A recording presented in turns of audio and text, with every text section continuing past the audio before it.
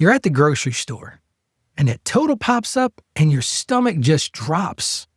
You're trying to feed your family and stay within your budget, but groceries, you keep blowing it up, don't they? Well, in today's show, I want to talk about what you can do next without shame and without starving your peace.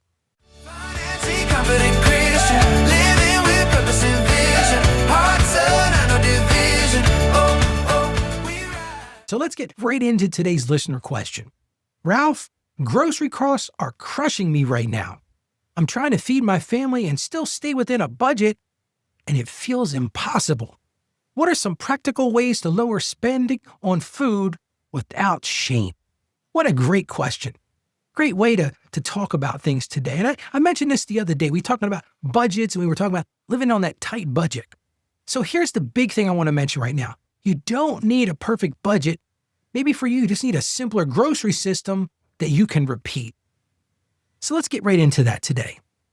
My big number one thing that I recommend that you do, and it's funny, my wife and I were talking about this yesterday. We were in the grocery store and I said, I'm going to do a show this week about groceries. And she goes, yeah, she says, Ralph, everything is so expensive. I said, you're right. I said, but here's the first thing I want everybody to do. Name your number before you enter the store. Here's exactly where I'm going with this. Pick a weekly grocery cap. Just pick one clear number. This is what I am going to spend on groceries. And know that number before you go in the store. Once you know that, then you're like, okay, here's my plan. If something isn't planned, guess what? You don't buy it. One of the ways that if things are feeling really tight, one of the things you can do, and we'll talk about this in a second, but you can subtract those things that aren't planned. Those things that you just can't afford to get this week. And if you're living right now, you're like, Ralph, grocery costs are getting higher and higher. I get it. Trust me, I understand that. Inflation, I don't know where you live. I'm going to tell you right now, in the United States, it's a struggle. Groceries are a struggle. So maybe right now we got to lower that pressure some, just a short-term plan. We're not going to blame ourselves. You're going to say, here's the number we can spend. Here's the second thing I'm going to recommend. And my wife and I talked about this yesterday. Build what I call the same 10 list.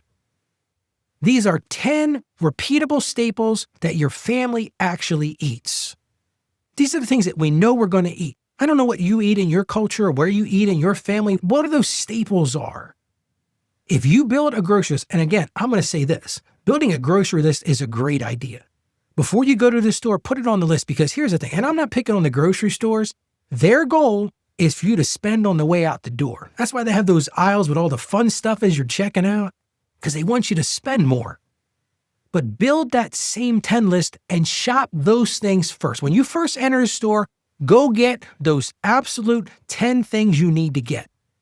And then once you see where you're at, then you can add some what I'll call fun items. But maybe you say, look, I'm only going to add 3 items into the fun list. Maybe I have a budget. I'm going to spend an extra $10 on fun items. But no, you're going to get to those 10 things. Because it's so easy for this stuff to get out of hand. It's funny, we were checking out the grocery store the other night. And the lady asked me, she said, did you find everything you were looking for? I said, yep. And I found stuff I wasn't looking for also. But that's just the truth, right? We go into the store. No, don't go in there hungry. Have a list, have a number, have a plan. Here's another thing, practical advice. Cook once and stretch twice. So for everything you cook, plan 2 base meals that turn into 2 follow-up meals. Here's a great idea. Let's say you like rotisserie chicken. My wife does some beautiful things with rotisserie chicken. You can do other things with that. You can make some chicken salad. You can have it for tacos or soup and rice bowls, whatever that looks like for you. There's ways to stretch these things. You can take ground meat and beans and make chili and baked potatoes and nachos. And here's the thing. A lot of people don't realize this. Leftovers aren't failure. They're your future provisions. Leftovers, to be honest with you, I think the leftovers are better than the first course. But build that into your plan. Here's another thing I recommend you do. Use what I call the swap ladder when prices spike. When you notice that things are going up in price, have a spike ladder. For example, let's say that you buy vegetables. Well, fresh vegetables are that's what you'd rather have. I think all of us would rather have fresh vegetables. Well, guess what? My wife picked on me the other day. I love to eat strawberries. I eat strawberries for breakfast every day. And she says, Ralph, it's winter in the United States. Strawberries are not in season. Guess where the strawberries are coming from? A different culture, a different place, far away. Well, if they're coming from somewhere else, guess what that means? they're more expensive. So on the latter, we say, okay, well, right now we're going to do frozen strawberries. They're so much more affordable. I think we got a 4-pound bag of frozen strawberries for 20% of what it would have cost for fresh. And here's the best part of that. They were already cut up. I didn't have to deal with cutting them up. But maybe for canned vegetables, you can do the same thing. Sure, you want the fresh. Maybe the frozen is still expensive. Go with the canned. Here's another great idea. Maybe you're one of those people, I got to have brand name. But you don't always have to have brand name. Shop the store brand. Now, here's a big takeaway thing. Don't just go all into the store brands. Experiment a little bit. Maybe I got a friend of mine, he likes to eat chili. And he likes a particular brand of chili that he gets from a can that's a name brand. And I said to him, dude, why don't you do the store brand? He goes, I've always had this one. I said, do me a favor. You want to save a few bucks? Try the store brand. Just buy one can. He comes back to me a week later. He says, Ralph, the store brand's better than the name brand. I said, flip the can over. Here's a little secret. It's made by the same company. It's just the store has their label on it. Now, that doesn't mean it's always the same, but that's an idea. You can do that. Move from the name brand to the store brand. Again, try out different stores. Different grocery stores have different options. Here's a big one. I was picking on my younger son the other day about this. He loves to buy those easy to grab the bag and go snacks. Here's the problem. Those individual snacks cost more. Why? Because of the packaging. They got to seal up every little bag, like Doritos. My son loves Doritos. He buys this little bags of Doritos. What's easy as I'm going out the store to work, I said, dude, buy a big bag and then portion them out. He goes, what am I going to portion them in? I said, buy some containers. It's going to cost you a lot of money. Buy 7 containers and every day pack a container, then wash them out at the end of the day. Don't go buy extra Ziploc bags. I'm throwing a name brand out there, but don't buy bags because then you're just throwing those away. Buy something reusable. And maybe you love beef, but you're like, well, you know what? We're in the red zone. We talked about red zone yesterday and budgeting. Maybe right now beef isn't affordable, so maybe eat some chicken thighs. Or maybe eat some eggs and beans. Think about the things you can swap out.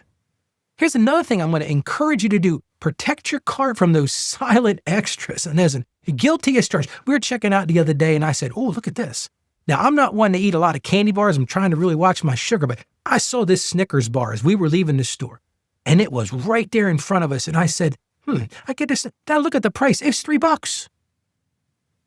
Of course, the grocery, and I'm not saying they're nefarious in doing this, but they're putting those things in front of you. A lot of grocery stores have no impulse lines. Hey, if you're an impulse buyer, go to the no impulse line. Another great idea. And my wife does this for most of the time we get groceries. She does an online order and then we go to the store, back the car up and they load it in. Guess what? No impulse buying then because it's whatever on your list. So that can be a great way to do it. But keep those things out of your cart, the drinks and the snacks and the desserts. Those are the high ticket items where you're going to blow your budget. Another thing, I talked about this earlier, eat before you shop and shop a list that fits your cap. So know what that cap is, know what you're willing to spend. And like I said today, focus on those 10 things. Look at ways to just trim that down a little bit. Because in the end, you're not failing. Prices are loud. Prices are expensive right now. So you got to lead your money gently, which leads me to today's big win. Whatever you do, if you've got a notes app or whatever you write down on, pick that grocery cap today. Pick that number and write it down. Here's what we're going to spend. And here's the other thing I encourage. I talked about this the other day, the reality and the joy. Put a couple of joy items on there. A couple of things that you're like, hey, Ralph, we can do this. I'll give you a great example. When we were kids, my mom raised us as a single mom. She struggled. When we would go to the grocery store, she would make sure when she put the stuff on, so pictures, we're going through the aisles and my sister and I, we're like little demons in the car. We're grabbing this and we're grabbing that. And my mom says, okay, kids, well, here's the deal. When we go to check out, we've got to pay for the stuff we've got to have. If there's money for extras, we'll do that. So here's what my mom would do. And I never even realized it for a while until she told me. She would always put the stuff we had to get on the conveyor belt first. The stuff that we had to have for the meals. And I never realized this until when I got a little bit older. And then what she would do is she would look at the total. She would say to the lady, hey, what's the total? And she would see the total. Okay, I can afford a little bit. And she said, okay, well, let me pick one from him, one from her, my sister and I. And she'd pick a couple things. And then sometimes it'd be like, listen, kids, we can't afford it this week. And that's okay. It's okay to say no. It's okay to treat yourself and it's okay to say no. But know what that is. Hey, another great idea. There are some great apps where you can keep track of what you're putting in your cart as you go. Sort of a little bonus app here as we go. Well, let's get to scripture today. I always want to ground us in scripture, and you're thinking, Ralph, how do you ground groceries in scripture? Here we go. Isaiah chapter 41, verse 10. So do not fear, for I am with you. Do not be dismayed, for I am your God. I will strengthen you and help you. I will uphold you with my righteous right hand. And now you're thinking, Ralph, how does this fit? Here's how it fits. This pressure that you're feeling for groceries, it's real, it's true, it's absolutely accurate. But you're not facing that alone. And that's the beauty of why we do faith and finance together. God is with you. God is steady while you take that next practical step. And sure, maybe you've got to plan better. You've got to put that cap. You've got to build those 10 staples. You've got to look for ways to stretch those things. But no, you're not doing this alone. God is with you during this whole process. And if God is with you, who can possibly be against you? Let's pray together. Lord, you see the weight we feel right now every time we look at prices and this feeling of fear that we need to feed our families, Lord. And we just ask that you would give us wisdom right now and peace for this moment. Help us to choose a simple plan and release that shame and release that fear and that tension that we feel, Lord, and strengthen us when we feel stretched. And help us to be our guide, to make us calm, Lord, and make clear decisions with what you've provided for us already, what we really have. Teach us to trust you, Lord, with everything you've given in our home and even on our table, something simple like that, and our choices, Lord, and just give us that grace and that mercy, one grocery trip at a time. And we ask this in Jesus' name. Amen. Well, let me encourage you, friend, right now. You can care for your family and protect your peace at the same time. Yes, you can do both things. And if you've got a question for the show, I would love to hear from you. That's what really drives me on the show. If you've got a question, it's really simple. Go to financiallyconfidentchristian.com/question. I'll put that in the show notes, but it's financiallyconfidentchristian.com/question because that's what feeds me. That's what gets me up in the morning. That's why I do this show. And if you're getting value from the show, do me a favor. Go out and put a review on our website. You can go right to financiallyconfidentchristian.com. There's a button out there that says review. I would love to hear from you. Tell me about how the show is impacting you, how it's making you stronger. If there's something you want me to talk about on the show, put it right there because I love your feedback. So as I always close the show, stay financially savvy, hey, especially with the grocery budget this week. God bless you, and you have a great day today. Financially confident